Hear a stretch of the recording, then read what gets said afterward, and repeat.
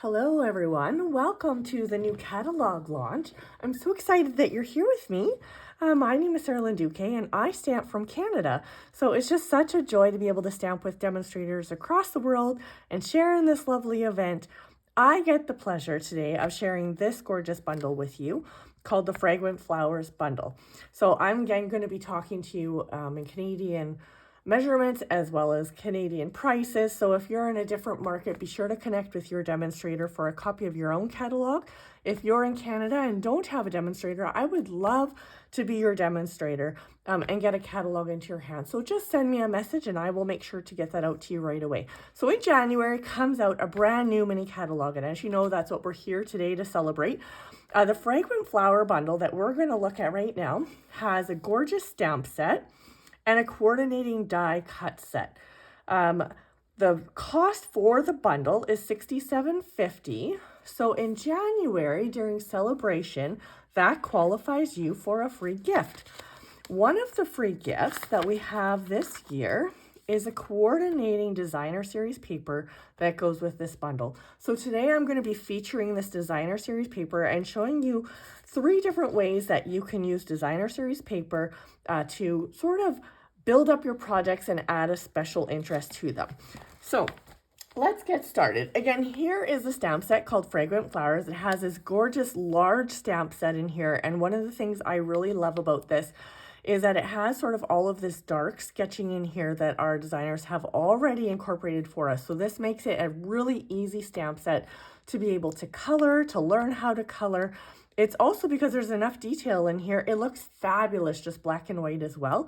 And I'm going to share that with you today as well. I also really am a sucker for these beautiful large fonts, which you'll see on our card today. Actually, our card is right here. So I'm going to show you how to make this card. It looks like a lot. I promise you it's not. This is just all of the things you need to know about designer series paper that I'm going to share with you today.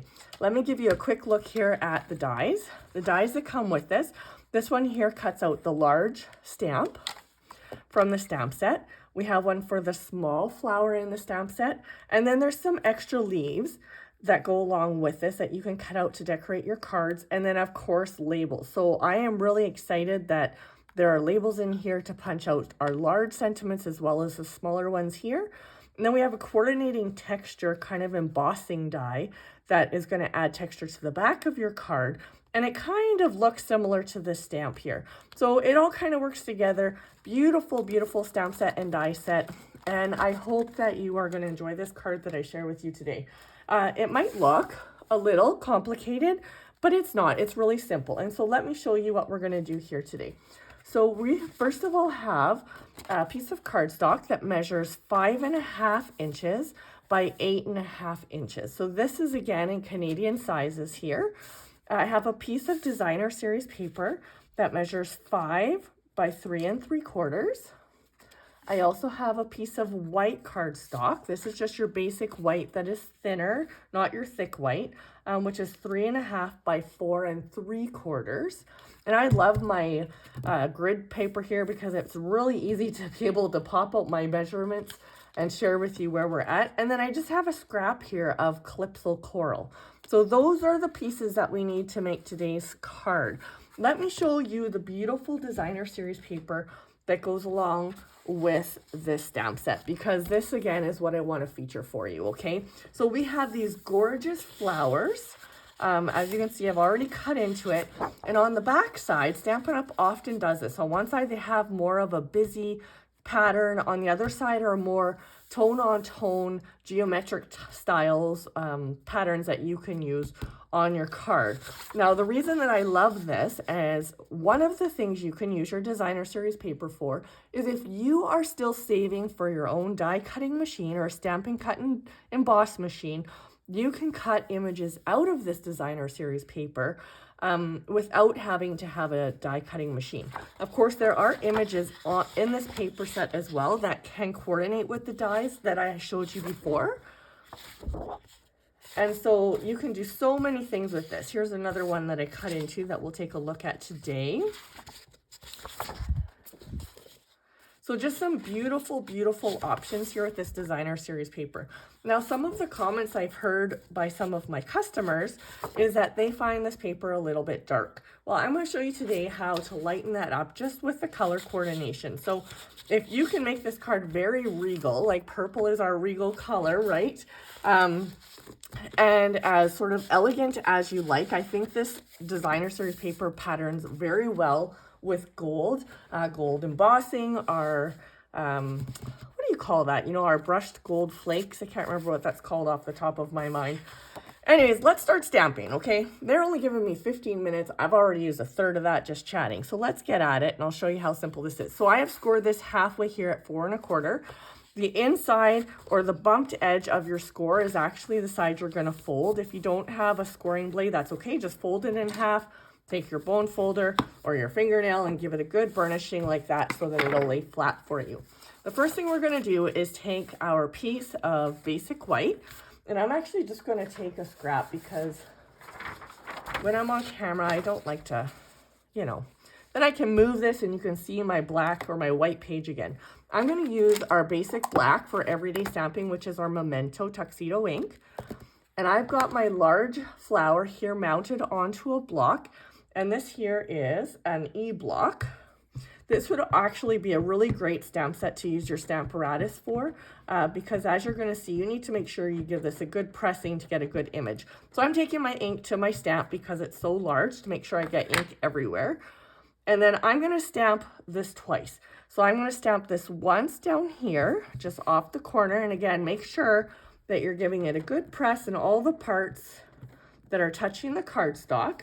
We're going to lift that. See, isn't that beautiful how that stamps all that detail? I just love it. Okay, we're going to go ahead and we're going to ink this up again one more time. Just like this. And we're going to stamp our paper one more time up in this corner here. So I'm going to just take it like this. I feel like I should be more like this. Okay, we're going to go ahead and stamp it like that. And again, make sure that you're just giving this a good little press at the part that's over top of your paper. You don't have to rush. Hold it down there for a sec. And then we're going to be sure that we have a nice image. Okay, so let's continue with our card here. So now we've got this gorgeous. Now this all on itself or on its own, I think would make a beautiful card. You could add a label on here with your sentiment and onto a card base and you'd have a gorgeous card just like this. I love black and white. It really pops against the colors. Okay, the next thing we're going to do is we're going to adhere this to a piece of designer series paper. Now the reason I love to layer my pieces of cardstock or my images onto designer series paper is that the patterns in here just add a little bit of texture and a little bit of interest to our cards rather than a plain piece of cardstock. So this is a really easy way to add texture and interest to your cards, just by layering your different pieces onto a piece of designer series paper. Of course, my glue doesn't want to work. Come on, it's just a little bit plugged. Okay, let me grab another one. I'll give this a little hit here and see if we can get it going. It only works when the camera's not running. It's like a magic glue. All right, let me grab a new one. See if we can get this one to work. Oh yeah.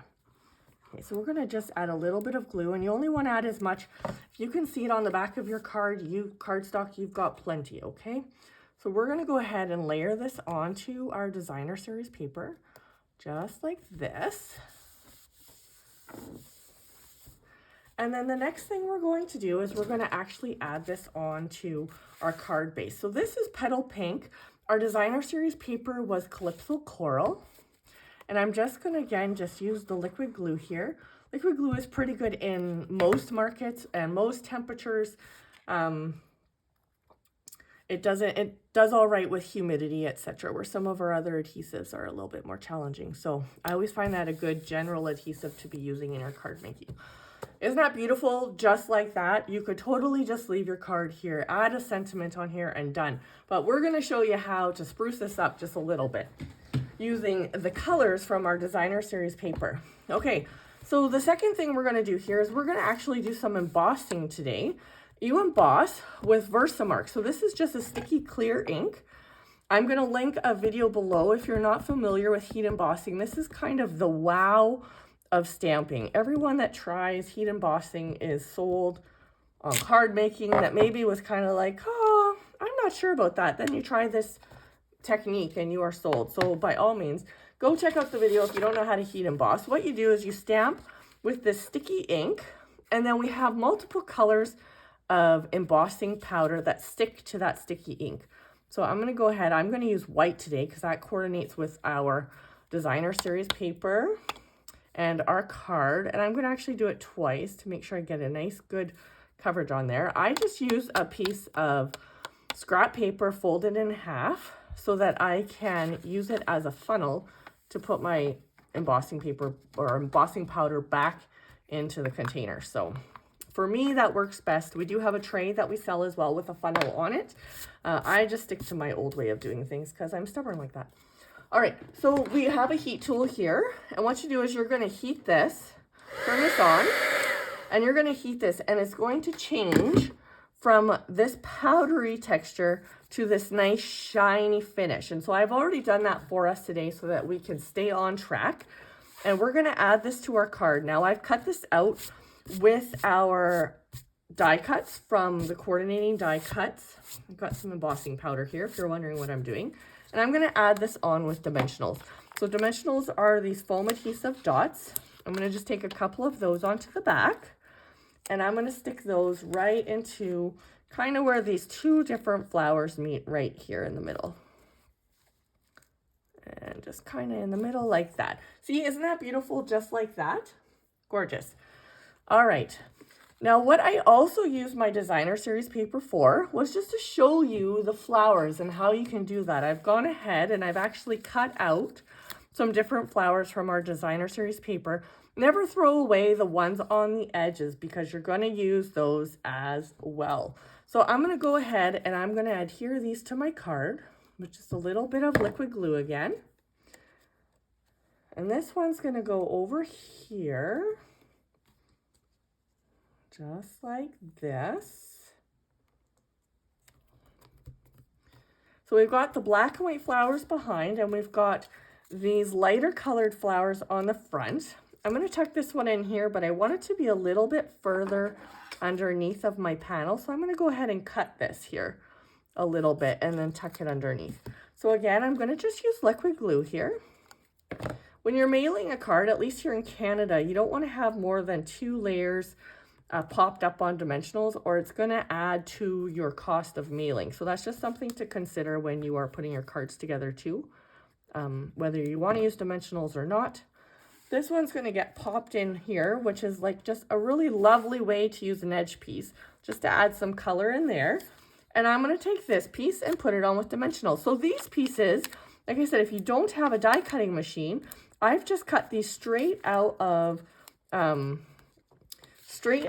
designer series paper, and I've got these gorgeous colored images to add to my card. This is also a great option if you don't enjoy coloring.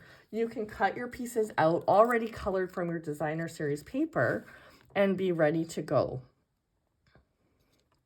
Now, the third thing I wanted to show you with your designer series paper is that this may not be sort of your traditional color choices. I would have never chosen to put these colors together, Petal Pink, Calypso Coral, and Rich Razzleberry, Blackberry Bliss, except for the designer series paper. These are the colors in the paper. So it makes it really easy to choose what colors to coordinate for your card.